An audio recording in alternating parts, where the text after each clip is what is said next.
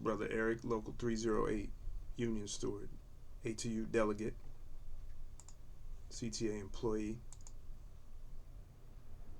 What's going on at the Chicago Transit Authority? Many riders and employees want to know. We're hearing about a severe workforce shortage. Or is it severe mismanagement? As we all know, the Chicago Transit Authority, like many other transportation companies, are bemoaning staff shortages. It is so bad that the CTA has made a, quote, retention incentive, end quote, with our union leadership to bypass contractual wage progression and add some tiny cash bonuses to recruit and retain our anemic workforce. Or is it really not so bad? Is this shortage and retention incentive part of a collaboration with ATU leadership to redirect funds and keep an increasingly dissatisfied workforce from organizing mass collective action? As some riders have told my coworkers, you all should strike. Even they clearly see the blatant disrespect from CTA management, especially since the first wave of the pandemic is beyond the pale. I humbly suggest that the CTA management is probably not concerned at all with the very real workforce shortages, nor the passengers who are complaining about lackluster service. How so, you may ask? Well, as an ATU Local 308 Union Steward and a delegate who many members respect more than some of our own full-time officers, I am privy to acts of gross mismanagement, of which the public and some coworkers will never know. Look for yourself at 3 jaw-dropping contradictions regarding this latest cry by CTA management. Number 1.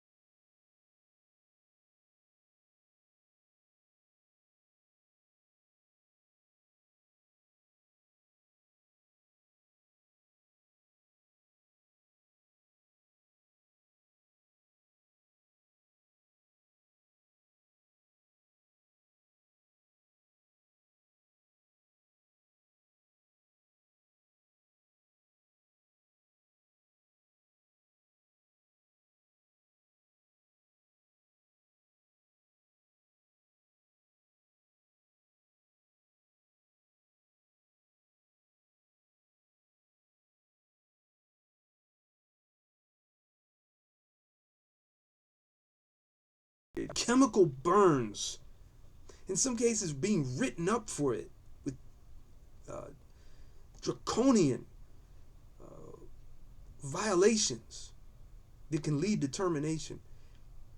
Fed lies that you will be quote-unquote turned over to full-time permanent status, suffering assaults from deranged passengers and humiliation by management. A few of these workers have been threatened with assault and murder by a manager who still works here.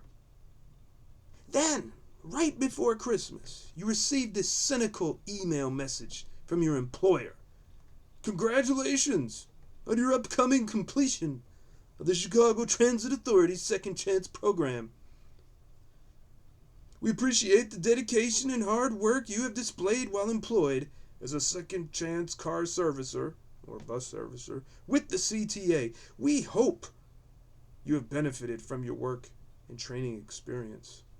You are scheduled to attend a mandatory Next Stop celebration on Friday, December 9th, 2022 at the CTA headquarters from 8:30 a.m. to 5 p.m. This will not be your last day in the Second Chance program. You are to report to work as scheduled until the end of your shift on December 30th. The Next Stop celebration will celebrate your completion of the program and provide useful tools to assist you with your journey toward future gainful permanent employment. There will be an exit interview immediately following the celebration workshop. So the CTA sends these out once or twice a year to my poor coworkers. It is utterly shameful. Come on and party on December 9th for an exit interview so we can fire you on December 30th. That is not appreciation. That is abuse. That is the stuff of slave makers and selfish sweatshop bosses that we read about in other countries and history books. The second chances are some of the most hardest working, experienced, and dedicated people I have ever met. They have literally been through hell and back, paid their dues for mistakes or false accusations. But they don't deserve a full-time job at a company that's desperate for workers? The CTA works them just like full-timers for years, only to be thrown out like trash. Something ain't right with this picture. The second gross contradiction is the mass accumulation of grievances for ATU Local 241 members. I'm not a member of that local, but I work closely with many of them through the Chicago Transit Justice Coalition, and I am a member of the same union. They are bus workers. I'm a rail worker. We have the same collective bargaining agreement and we work at the same company. I just lost count of how many good, hard-working people that the CTA has fired, especially in Local 241. However, I know all of them have one thing in common. The president of Local 241, Keith Hill, does not like one of these people. Does not like any of them. Any of them. Does not like any of them. There's going to be an election next week. Hopefully, the membership of 241 will cast him out for this abuse of the membership. He is the most insecure, cruel, and pro-management union officer I've ever known.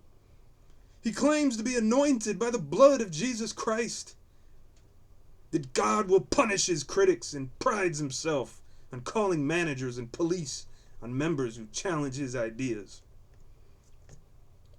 However, his fatal flaw is the golden goose for a greedy employer that will cut costs by any means, even if it destroys lives, perpetuates poverty, leads to employee injury, and turns passengers away from using our trains and our buses.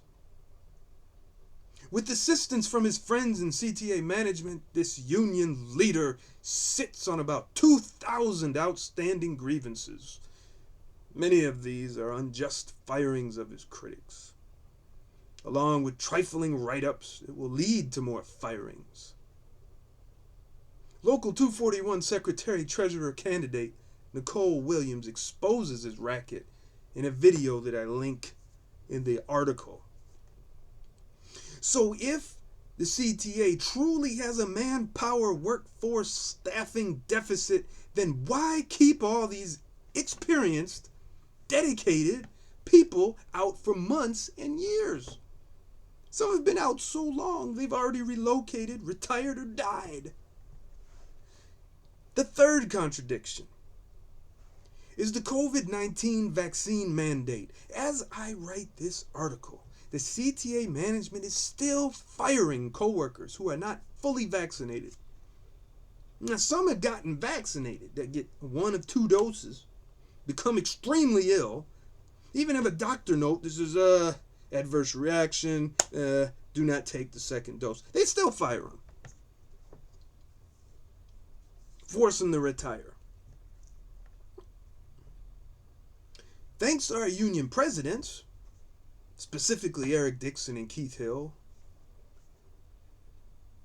both are on their way out, I hope.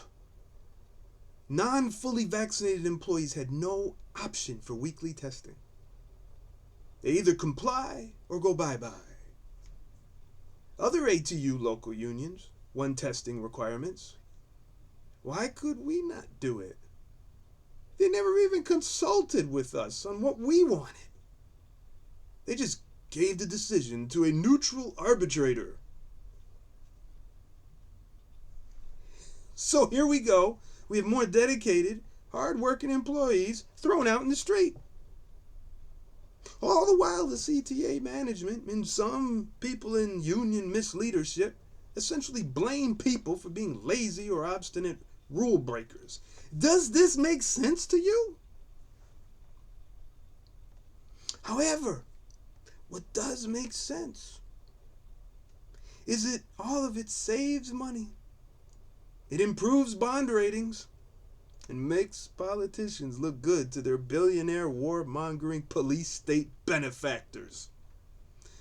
Privatization arrived on its horse when President Dixon and Hill shoved an obscure article in our collective bargaining agreement called microtransit in our faces. In the article, you can see it for yourself. You see, no one wins this battle except the greedy slobs. CTA workers lose. CTA riders lose. That is, unless the CTA workers and riders join forces to fight for our common interests. Poverty is at the root of crime in our city and on the CTA system. Eliminating it will take a cross-industry, cross-union, and cross-community grassroots organizing for collective action. However, for us at the CTA, it starts at home. That is, full-time jobs for all CTA employees, reinstatement of all fired coworkers, and 2-person crews.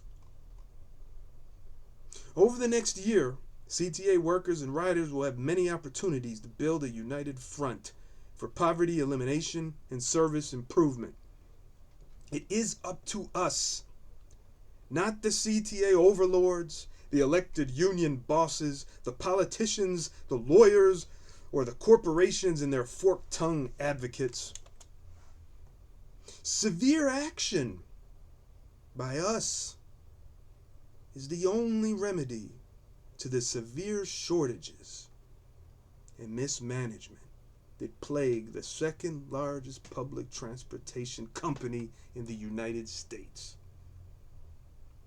Let's build for it. December 9th. Let's do an off-duty protest, y'all. Riders, join us. Right in front of CTA headquarters on December 9th, between 8 in the morning and 8:30. That's 567 West Lake Street, downtown. There, we will tell our second chance coworkers that we support them. And then we also demand that the CTA respect all workers, reinstate all workers, and make sure we all have full-time jobs. And that our operators and our maintenance and everyone who works in pairs. An apprentice, a journeyman, a master and apprentice, partners. And when the riders have train operators and bus operators with 2 uniformed employees, they will be safer. On-time service will be much more reliable, and we will have less poverty at the CTA and in our communities that we serve. I hope you support this. Spread the word. Peace.